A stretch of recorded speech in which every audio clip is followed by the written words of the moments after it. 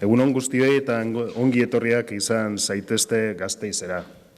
Euskararen hiria den honetara, gure hizkuntzaren normalizaziorako eta erabilerako hiriburu izan nahi duen eta izaten ari den honetara. Lehendabizi, Gorka Urtaran alkatearen partez, agur bera bat guztioi, gaur ezin izan du gurekin izan. Urteak daramatzat Euskara zinegotzi lanetan, eta nire helburuen artean euskal kultura sustatu, gure hizkuntzaren erabilera bultzatu, gizartera zabaldu eta kultur sorkuntza bultzatzea daude. Beste askoren artean. Beste horietan dago, dudik gabe, ahozko komunikazioaren sustatzea. Eta hau guztia gutxinaka lortzen ari garela uste dut, eguneroko lanarekin eta guztion artean. Eta honi buruz, nahiko nuke,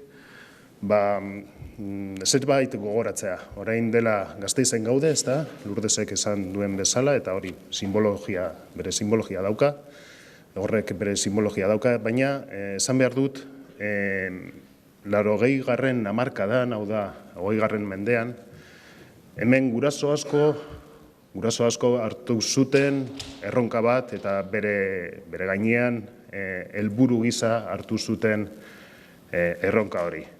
Eta egun gutxi izan daiteke, baina garai haietan asko zen.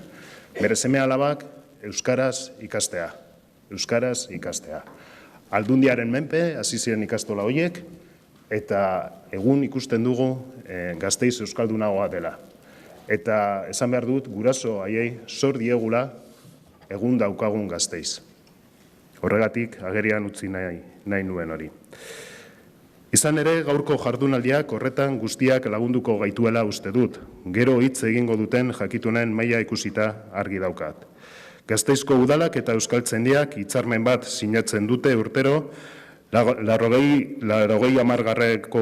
hamarkadatik behintzat.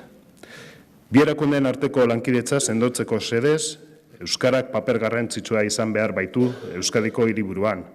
Udalak katalizatzaile eta dinamizatzaile gisa jokatu behar du hizkuntzaren sustapenean, eta gobernu taldea horrekin konprometituta dagoelaz zin egiten dizuet.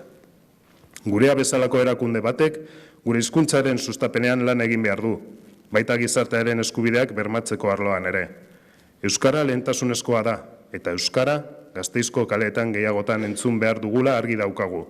Beraz, eskerrik asko gurekin lan horretan jarduteagatik eta mila esker zuen konpromisoagatik. Eskerrik asko.